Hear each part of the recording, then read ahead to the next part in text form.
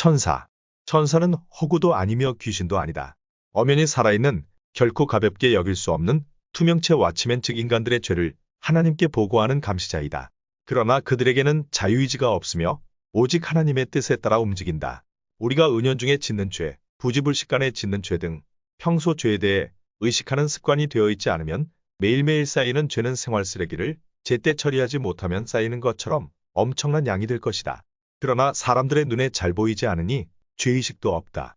만일 우리가 죄를 지을 때마다 감시하는 사람이 있어 우리들의 생각이 짓는 죄와 실제 행동으로 짓는 죄를 모두 적발하여 하나님에게 매시간 또는 매일매일 보고를 한다면 어떻게 될까? 그리고 그것으로 인하여 천국 입성이 거부되고 지옥으로 가야 한다면 사람들은 어떻게 반응할까 궁금해진다. 우리가 살면서 극히 유념해야 할 사항은 우리 각 사람에게 천사들이 그림자처럼 따라다닌다는 사실이다. 상가 이 작은 자 중에 하나도 없이 여기지 말라. 너희에게 말하노니 그들의 천사들이 하늘에 계신 내 아버지의 얼굴을 항상 배옵느니라. 마태복음 18장 10절. 이 말씀은 정말 놀라운 사실이다. 하늘나라에서 파견된 천사들은 우리의 일거수일투족을 하나님께 다 아랜다. 그러면 그것들을 다시 데이터화되어 하늘 보좌에 있는 생명책에 기록된다. 이 얼마나 엄청난 사실인가. 우리들의 모든 것을 그림자처럼 따라다니는 천사들에 의해 낱낱이 하나님께 보고된다는 사실을 생각하면 정말 두려운 것이다. 천사들의 구성은 메신저 역할을 하는 우리들의 그림자, 엔젤이란 천사가 있으며 무엇보다도 우리들의 아픈 몸과 마음을 치유하는 천사 라파엘이 있다. 완벽한 힐러 역할을 하는 그는 때에 따라서는 세상으로 몰래 내려가 악을 무찌르고 인간들을 치유하는 역할을 한다. 그리고 특별한 일이 있을 때 파견되는 가브리엘 천사가 있다.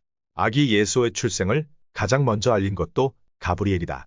하나님과 가까운 3대 대천사 중 한 명이며 배덕을 저지른 타락한 소돔과 고모라를 하나님의 대리자 자격으로 한순간 소멸시키는 역할도 한다. 한마디로 하나님의 명령을 잘 받드는 메신저이다. 그리고 남성 모습의 천사 미카엘이 있다. 모든 천사의 수장이자 천사장, 불의 화신, 하나님의 대리자, 돌격대장 등 수많은 수식어를 가진 그는 쌍둥이 형제이자 천사장이었던 루시퍼와의 싸움에서 그를 하늘에서 추방했었다. 하나님의 명을 받아 천계에서 전쟁을 일으키는 악을 상대하는 역할을 하기도 한다. 한마디로 특전사령관이다. 천사들은 계급과 위계 질서가 잘 정립되어 있으며 천사들의 역할 또한 다양하다. 권능 있는 자, 순찰자, 거룩한 자, 치유자, 치료자 등 다양하며 하나님의 지시에 따라 역할이 수시로 달라질 수도 있다. 우리가 천사들을 생각할 때 항상 두 가지를 유념해야 한다. 첫째, 천사를 지나치게 경계하고 두려워하여 하나님처럼 경배 대상으로 여겨서는 안 된다. 경배는 매우 위험하다. 실제 천국에서도 천사들은 인간 영혼들의 수발을 담당하는 역할, 즉 지상에서 올라온 천국의 영혼들을 그들은 흠모하는 등급에 속한다. 이유는 인간들의 영혼은 하늘나라에서 제사장의 직분이기 때문이다. 그러므로 이 땅에 구원받은 백성들에게는 또 하나의 특권이 기다리고 있는 셈이다. 이 얼마나 신나는 일인가.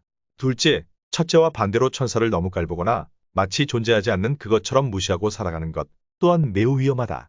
하나님을 찾지도 제대로 믿지도 않는 사람들이 여기에 속한다. 다시 한번 질문한다.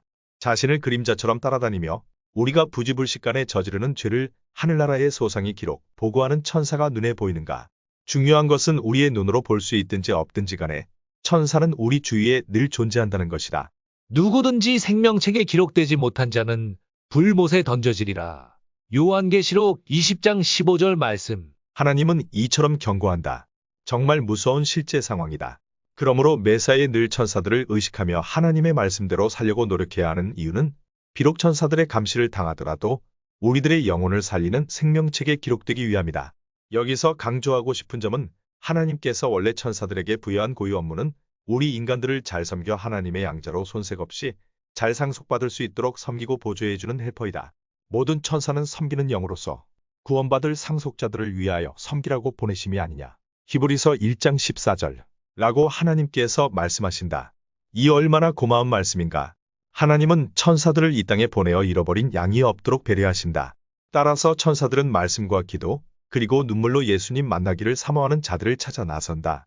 여호와께서 그의 높은 성소에서 굽어보시며 하늘에서 땅을 살펴보셨으니 이는 갇힌 자의 탄식을 들으시며 죽이기로 정한 자를 해방하사 시편 102편 19절에 20절 말씀.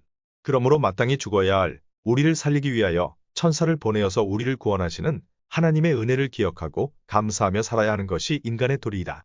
천사들은 당신이 기도하는 소리를 들으며 눈물을 흘리면 그것을 눈물병에 담아 하늘나라로 가져간다. 그러므로 기도와 눈물은 천국 백성과 귀한 함수관계에 놓여 있다. 부디 천사들을 배척하지 말고 친하게 지내기 위해서는 오직 예수 그리스도께서 주시는 성령의 능력으로 천사들의 미세한 음성에 귀를 기울이자.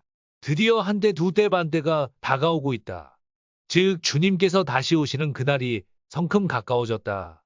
그때가 되면 우리의 대제사장이시고 우주총사령관이신 예수님은 돌격대장 미카엘 천사장을 앞세우고 진리가 사라지고 온갖 부패와 음란이 반치는 이 땅을 향하여 번개치듯 내려올 것이다.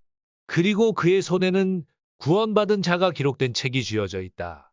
천사들은 큰 나팔 소리와 함께 하나님이 택하신 자들을 하늘 이 끝에서 저 끝까지 사방에서 모으는 역할을 하며 우리들의 몸을 호련히 변화시켜 하늘의 보좌로 향하여 데려가게 될 것이다. 부디 예수님의 복음을 받아들이고 우리가 변화되어 멋진 삶을 살다가 마지막 때는 천사들과 같이 날아가자. 감사드립니다. 다음 편을 기대해 주세요.